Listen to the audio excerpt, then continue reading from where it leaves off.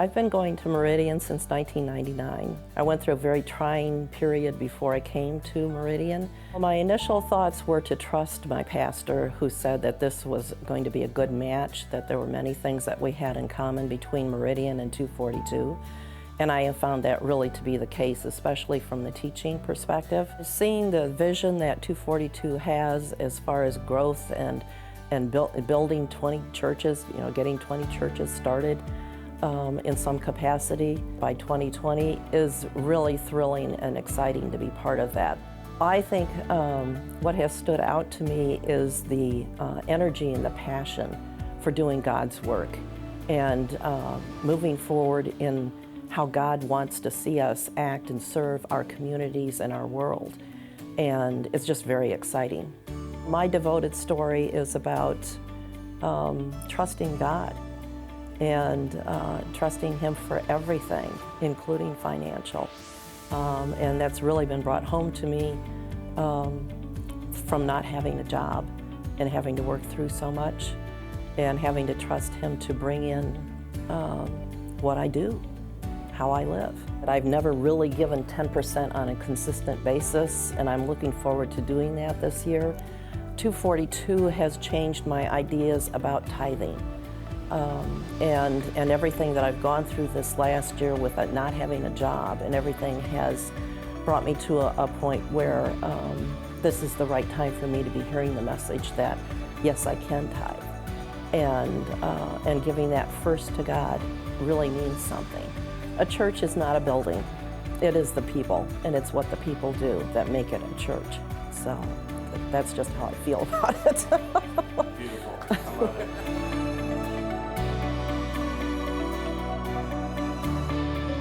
My name's Dave, and great to be with you. Part of the Devoted deal is we're planting 20 churches by 2020, and one of those is we had Travis Whitaker on our staff. You remember Travis? If you were here, he had spiky hair. Anyway, but Travis was with us 18 months. He went out to plant Miles City. They planted in the fall. They had a 400 for Easter. Just amazing things going on. He called me a couple weeks ago. He said, I'm getting ready to do my first staff retreat. My staff, my key leaders. What do I need to do? I want to inspire them. I want to teach them, cast vision, encourage them, whatever. So we worked through that a little bit. And then he was telling me the story that he was on his way to the staff retreat. This is the first time he was doing it. It was an important thing. So it was a little bit of a stressful moment in his life. And he's got his wife and his kids are in the car riding up to this thing. Now, in the back, his kids are kind of being a little rowdy. Has that ever happened to you? Right? And so the kids are a little bit rowdy, and he's having this conversation with his wife about, do we have enough hot dogs? And are the people, do we have the right rooms? And are all these things going to come together? And the kids are just being rowdy. So mom gives little baby London, her lipstick because it's shiny and everything, and the baby just she's done that before. Baby plays with it and kind of occupy her a little bit. Well, she did that. A couple minutes later, though, she's just as rowdy as she ever was. And so they look back, and this is what they saw. Baby London, what'd you do? London, what'd you do? The mommy's nice lipstick. Baby London, what's going on? Should we have an Oompa Loompa? Yeah, I want to see on the phone. Oh my goodness, cutest baby ever. I love it. Well, I don't know when it was the last time that you walked in on a big mess in your life. A mess where you would just look at it and go, man, I don't even know where to start. But here's the thing, when God created the world, there was no mess. There was no sin, there was no war, there was no tornadoes, no cancer, no locks on doors because nobody was stealing from each other. There was no mess at all until humans came on the scene and we created a mess to which God is looking at and going, man, where do I even start with this? Well, God started with a guy named Abram. God pulled him out of his city, called him out of his city, and we're going to look at that story in just a little bit. In fact, we've been looking at it in this series called Devoted Next Steps. We're in this series where we're actually on a 2-year journey as a church where we started a year ago and we're a year in. So we're kind of revisiting this thing, trying to onboard all the new folks that have come into our church and kind of re-energize this deal. And so we're talking about this. And the reason we're doing it is we're starting churches, we're building buildings, we're expanding, all this kind of stuff. And that's kind of the reason. But let me give you the real reason we're doing this, okay? A couple things. One is this. I don't know if you have ever been to the gym, Powerhouse or Planet Fitness or whatever, and you've seen those bodybuilders who skip leg day. Do you know what I'm talking about? The guys who are out there, and I'm telling you what, when it comes to, when it comes to the biceps, or when it comes to, they've got like an 8-pack, I mean, they're looking great, but they got chicken legs. You know what I'm talking about? Well, here's the deal. We as a church are kind of like a church. We're like a bodybuilder who skips leg day. Because when it comes to attendance, we are like we're amazing attendance growth. I mean, it's just crazy. When you look at small group participation, we are kind of like, looking real good. When it comes to teams, volunteers, people being willing to serve, go out in the community and volunteer in the community, we're like, But when it comes to giving, we're chicken legs, all right? We just have not developed yet as a church. And so you can look at this and think, okay, we're building buildings, but that's not the way I look at it. The way I look at it is that money is many times one of the hardest things to get under the control or the surrender of God in our lives. We go crazy out of debt. We spend money on things we shouldn't spend money on. We don't give. We're not generous at times. There are times when we have a hard time. And guess what? Money is one of those things that in the United States, money is the number one reported reason for divorce. We don't have financial peace, right? So when it comes to money, we need to get money under the control of God and start building that faith. Money is also a measure of our faith. It's a measure of the priorities that we have. So is God a priority? Is Verizon a priority? Is Ford a priority? Whatever.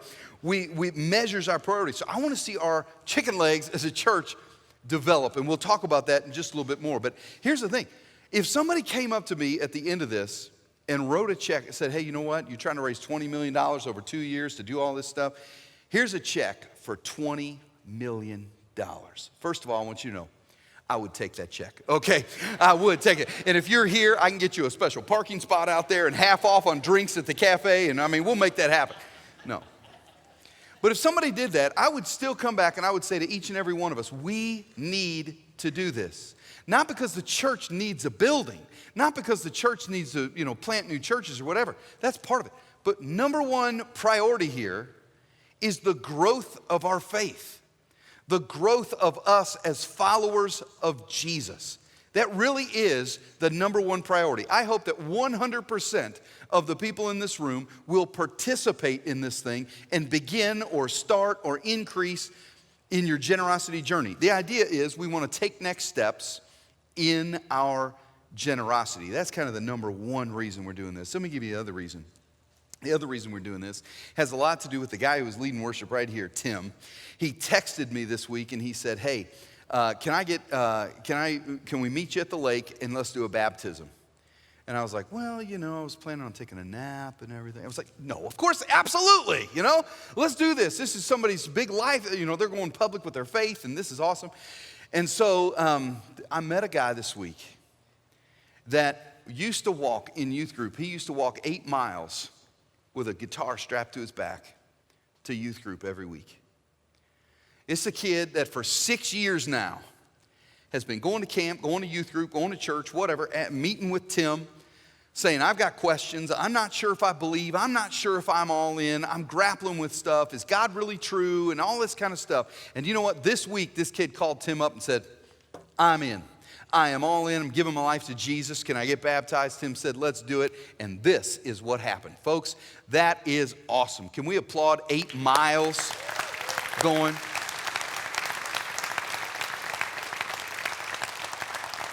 And I want to say to you, if I could if I could sit down to have coffee with each and every one of you, I would look you in the eye as the leader of this thing, and I want you to know, I don't care about a big church.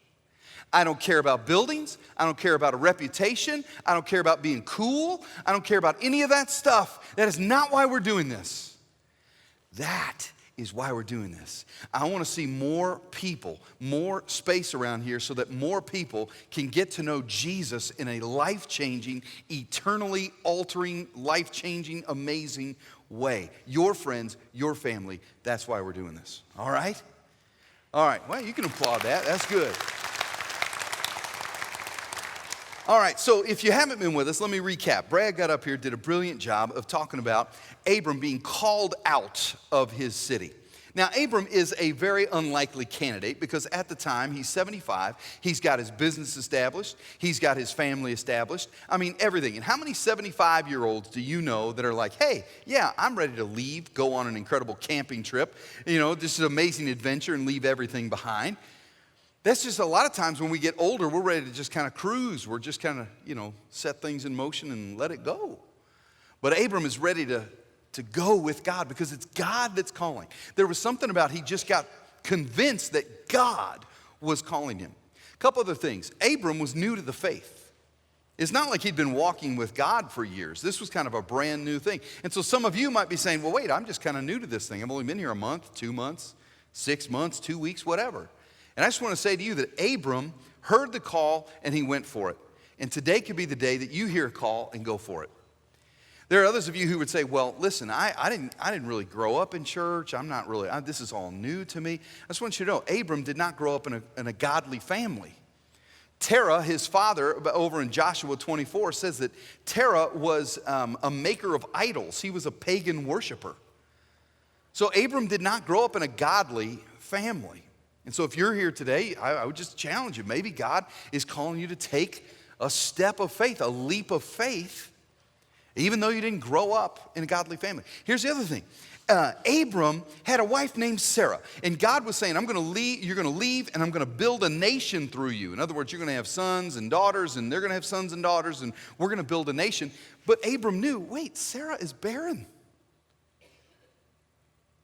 It's like Abram would look up at God saying, you're calling me to do something. Oh, I'm hearing this call, but my circumstances are such where I would go, it makes no sense, therefore I can't do it. And I want to say to you that you might be sitting here, and when we talk about, hey, this is Commitment Sunday, we're going to do pledge cards, we're going to think about what we can give to God over the next year, like financial kind of stuff. You might be going, well, okay, that's great for all these other people, but my situation is such that I could never be a part of something like that. I don't know your situation. I'm just saying that maybe God is calling you, and when your first blush is to say, well, this isn't for me, this is for other people. Maybe God would say to you, no, it's like Abraham. God's calling me out. You know, when God called Abraham, he didn't even tell him where he was going. If you were here, Brad talked to you about that. Like he was saying, Abram, go to a land that I will show you. And some of us would say, well, you know what, I'll follow God as long as he shows me step number 2, 3, 4, 5, 6, and 7, and the finish line. And then I'll sit back and I'll go, well, if I like that path, then I'll follow you, God. Who's really in charge at that point? Instead, Abram says, you know what? God tells me to go. Even though he doesn't tell me step number 2 and 3 and 4, I'm going to take step number 1. And I'm going to trust that he'll tell me where step number 2 is. That's the kind of faith muscles that I want to see us develop as a church. All right, so Abram takes a leap of faith. I love what Brad said. You were here the first weekend. He said, what if your next step with God, that's our mission statement, what if your next step with God is a leap of faith? So good, so good. Well, anyway, Brad taught on that. And then Kevin, the next week, he talked about Abram was traveling to the promised land, and there was a famine. And during that famine, they realized we're going to have to go to Egypt. They've got stores of grain, they've got food, they've got water there by the Nile. Therefore, we need to go to Egypt. But he looks at his wife and he says, she's beautiful. That was a good move to realize that. But then he said, if we go there, the Pharaoh's going to take one look at you, want to off me, kill me, your husband, so that he can take my place. In other words, get rid of you, and I'll step in and take your place. Actually, that right here. This reminds me, about a year ago, I was out to eat with Kevin and Brad and some of the staff around here, okay? And they're my brothers, right? So we ask each other to hold each other accountable. And so they hold me accountable to eating and fitness and stuff like that, because I work on that all the time. And the server comes up, she says, well, would you like, with your meal, would you like French fries or steamed vegetables? That's a tough decision right there, right? So I'm thinking about what would the Lord want me to do in that moment. So I said French fries. And I did actually say French fries in that moment. So I said French fries. And the server left. And Brad Tate goes, yes. And I'm like, what do you mean, yes? He said, well, I just figure I'm one heart attack away from being the senior pastor of this church. And, so talk about trying to get rid of somebody. You can just step into their place. Anyway. So Abram's worried that the Pharaoh's going to off him. So he says, Sarah, here's what we're going to do. You lie. You tell him you're my sister. No, it's just really interesting. It's a half-truth, by the way. She is his half-sister. But I don't know if you know this about lies, but even little white lies are lies. There's no such thing as just a little white lie. It's just a lie. And so he said, you know what, tell him you're my sister. And and that's what she does. And Pharaoh takes one look at her and says, yes, well, if you're available, then come on in. And he makes him his wife. God says, no, this is not the plan. This is not right. This is messing with like all of salvation history. I'm trying to get Abram to get to the promised land. And so he brings sickness on Pharaoh's family. After a while, Pharaoh brings Abram. He goes, wait a second. I started getting sick. My family started getting sick as soon as you and your wife showed up, or you and your sister showed up. And Abram goes, well, actually, she's my wife. And Pharaoh goes, well, then get out of here. And gets out, and they leave, and that's when the sickness goes away. And now Abram is back on track. Can I stop just for a second and say this? Part of being devoted is being devoted even when you're afraid. Because Abram, it wasn't like he was, up against like a looming thing that was absolutely going to happen. He was just afraid of what might happen in the future. Do you know what I'm saying? I'm afraid of what Pharaoh may do, therefore, in the future. Therefore, I will not obey God's call in the present. And there are some of you, and some of us, that when we are going to fill out these pledge cards, we're going to have a hard time obeying God in the present because we are fearful of what may happen in the future. And if that's you, can I just say, I'm with you. When I did this first devoted thing a year ago, guys, I just felt like God was calling me to put down 20% of my income. And I'm not trying to manipulate you with that. I hope I inspire you with that. I hope it's a challenge to you. But I'm not trying to manipulate you. That's what I did. And when I did that, it put me in a place where it was going to mess with my retirement plans. And I try to be responsible and plan, do projections, and all this kind of stuff. And my whole life, up to 41 years old, I tried to get to the place where, maybe I was going to be able to retire before 143, okay? And I had just gotten to that point where I was like, wait, this is just coming into view here. This is going to be happening. And there, wow, now I can just trust in money, and I don't have to trust in God because my 401k is where I want it to be, and it's on the right track. And I didn't think those things out loud. But it was funny when God started to mess with that security, how fearful I became.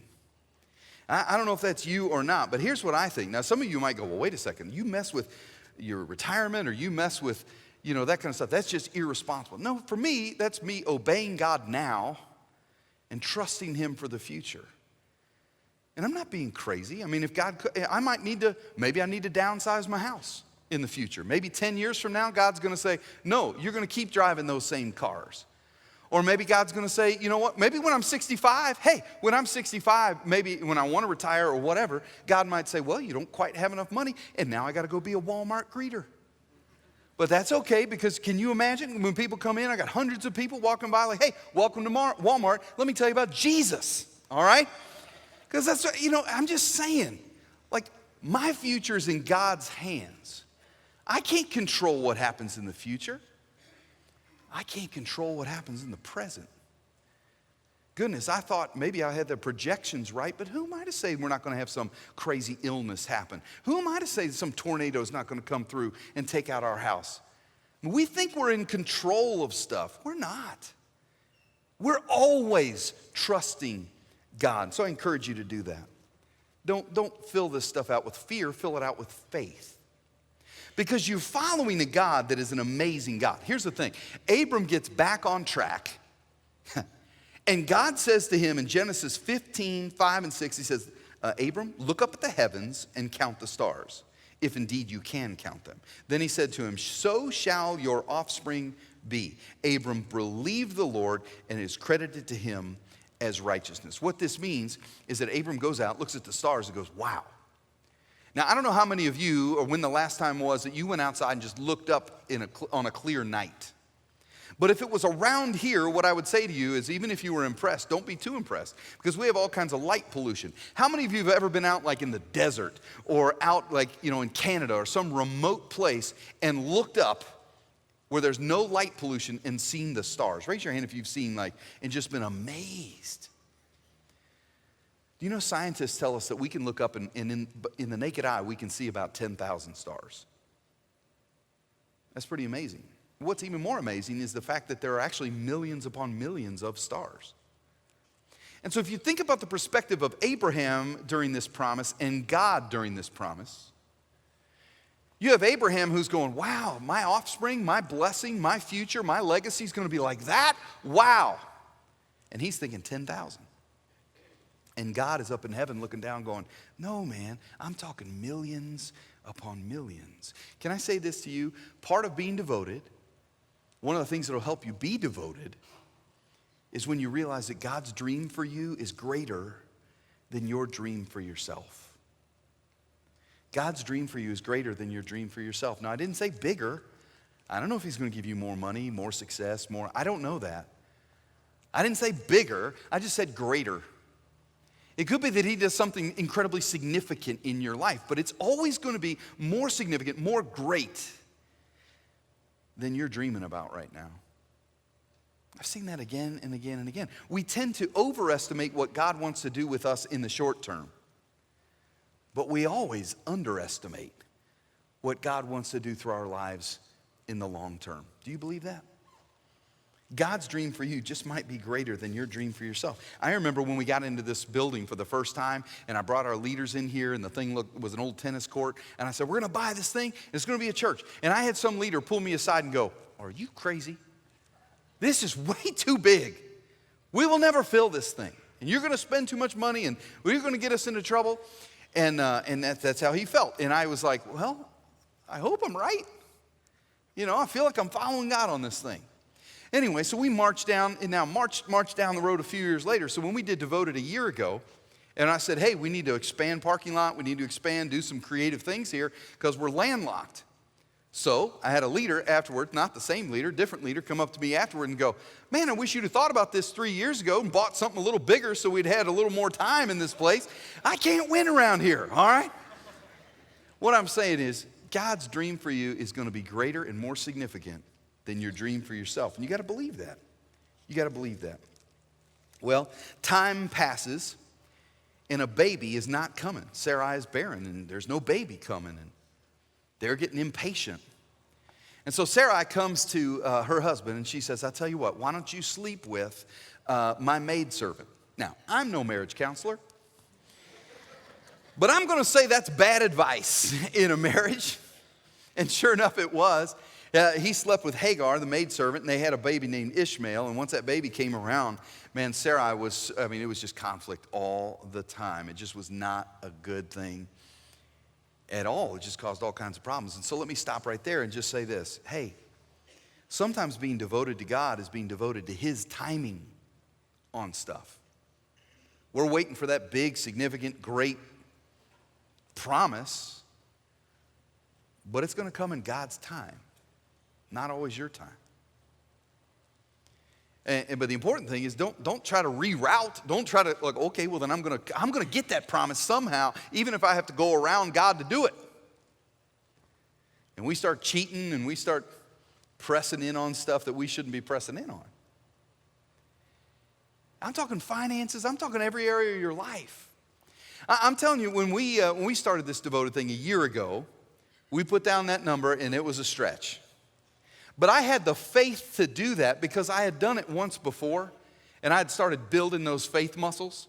And so even though the amount was going to be bigger, whatever, I just felt like I've got the faith to do this. Now here's the thing. When I had done it before and I saw God come through in amazing ways. But it was about, what, it was 5, 6 years earlier, and we were getting ready to do this building, and I put a number on that sheet, and I'm telling you, when I came home that week, the blessings started flying in. I mean, we got, this blessing and that blessing, and I'm like, man, this is great. And the reason God did that is because I had such weak faith muscles at the time. He had to show me, no, you can trust me. So then we get to this devoted deal. And I put that card in there last year, and I walked home and I thought, all right, where's the blessings?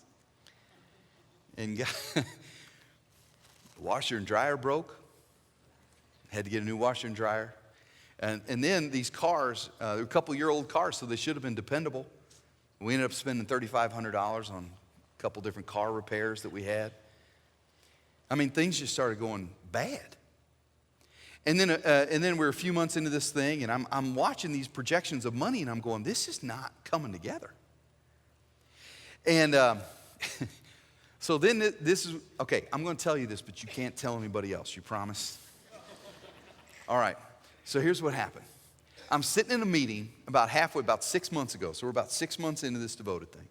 And I'm sitting in a meeting, and we track all the giving. We track all this stuff because that's good planners and everything. We try to be responsible. And I see there's this deal. Now, we don't have the names on there. We just have X's, but we're tracking the trends. And we're looking at a report that says, here are people that have pledged for devoted but haven't given any money. And at the top of that list was this, like a sizable pledge, and it hadn't given a dime. And I'm thinking, okay, I mean, I understand things happen sometimes, I get that. But this big a pledge and zero? Like, you're faking me out in a big way here. And I got a little frustrated. I'm like, okay, take the X's off. I got to know who that is. And they took the X's off, and it was me. It was me and my family. And I'm going, and of course the people in the meeting are like, like, where are you at, big leader? What's going on? And I'm looking at that, and I figured out so I had to research, like, what happened? I'm going home to my wife, like, are you embezzling money from our family? No, I'm just kidding. Well, like, what is going on? And turns out, when we set on online giving, or the mobile giving app deal, which, by the way, I love that because it's the only spiritual discipline you can automate. But anyway, I put that thing on there, and I did not hit recurring gift. And so I gave one time, and then every other month, I'm thinking, it's just coming out. I don't have to think about it, but I didn't hit that thing. And so I'm 5 months that I haven't given a dime. Now, I wondered why at the end of every month I was like, hey, we got a little extra money. Let's go on out to eat. Let's grab some new shoes. Things are going really well. God's blessing us. The washer and dryer season is over. And I realized what's going on, and I realized, oh my gosh, I've got like a big chunk here that I'm behind. And it wasn't our fault. Things happen. Life happens. But then what I started doing was starting to make deals with God. You ever make deals with God? So I'm thinking, I really can't afford to catch up with this thing right now. So I'll tell you what, God, if you'll get me some more speaking engagements outside, then I'll catch up. Or I'll tell you what, God, I have an investment over here with my brother. If you make that thing just go crazy, you bless me, Lord, then I'll trust you. And it was this, I swear I could see God up in heaven going, you little idiot, I don't know if you use those words, but. And so finally I was just like, okay, I'm going to write the check. And I took that 5 months, and I just wrote the check. And I caught up. And I'll tell you what that meant. It meant for the rest of, the next 6 months, which ended about in May, the next 6 months, I wasn't going to be able to do some of the things that I was planning on doing. We have a daughter who turned 16, and I was thinking, well, I want to be able to get her, a little car to run around in to help mom and dad with all, shuttling the boys around with all these practices and everything. We'll get her, a little car. Yeah, but I wasn't really going to be able to do that. And then guess what happened? Grandpa comes along, and Grandpa says, hey, you know what? I can help out with Grace's car. And it was awesome. So Grandpa bought my daughter a Ferrari. And, no, just kidding. No, I mean, we haven't even bought the car. It's going to be 10 years old and got 150,000 miles on it. But who cares? You know what I'm excited about? Boom. I'm excited watching God come through. And I can wait on God. I can trust him that he'll come through in some way or another. And if we have to, if it hadn't happened, I still would follow God. I just trust you. I just challenge you to do the same. Okay, so they didn't wait on God, but then, then God was still faithful to them, and God sent them a baby, little Isaac. The promise is fulfilled. A 99-year-old man and I think she was 99 as well, like a 100-year-old man is having a baby. This is a miracle baby. Can you imagine? I mean, they've been in AARP for decades now. These people they're buying formula with their Social Security check. They're all eating baby food because there's not a tooth among them in the family. I mean, they're buying Huggies and Depends at the same time. I mean, everybody's got this going on. The jokes write themselves with that, And that would just be a perfect little bow to put on the story. God came through. Except that, what you will find as God begins to build your faith muscle is that at some point, God's going to ask you to trust him with the thing that you love the most. I don't know if it's this time. I don't know if it's next time. I don't know when it's going to be for you, but at some point, God's going to look at the thing that you love the most, and he's going to say, trust me with that. That's a big test when that comes. And I don't know, for some of you, it might be the career. You're just really trying to get to the corner office with the window. And at some point, God's going to go, well, what's more important to you, me or that? Or for some of you, it might be, letters by your name. You want a PhD or a whatever before or after your name. For somebody else, it might be a possession. Man, once I get a boat, everything's going to be better. God's going to say, really? Do you trust me with that? Maybe it could be somebody in your family, like it was with Abraham. Because here's what happened. God came to them after he blessed them with the family. It's going to be the child of the promise. It's going to be this amazing future God called you to. I mean, you've been trusting God with your life for all this time. And then God says in Genesis 22:2, take your son, your only son Isaac, whom you love, and go to the region of Moriah and sacrifice him there as a burnt offering. Which sounds, it's totally out of our culture. Back then, the firstborn sons were often sacrificed to gods. Back then, it's a horrible, horrible thing. But it was common. And Abraham's looking at this going, oh my goodness, really? But he starts to do it. He takes his son. Now, we don't know how old Isaac is at that point. We know he's not a teenager because it wouldn't be a sacrifice to have to kill your teenager. But anyway.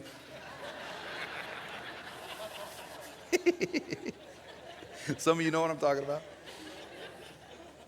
But then in verse 11 it says, but the angel of the Lord called out to him from heaven, Abraham, Abraham, here I am, he replied. Don't lay a hand on that boy, he said. Do not do anything to him. Now I know that you fear God because you have not withheld from me your son, your only son. Abram looked up, and there in the thicket was a ram caught by its horns. He went over and he took the ram and he sacrificed it as a burnt offering instead of his son. And do you think that built Abraham's faith? He was able to give God that which he loved most. And in that moment realized, oh wait, it's God that I love most. Because when you trust God with the thing you love most, then it's God that you love most.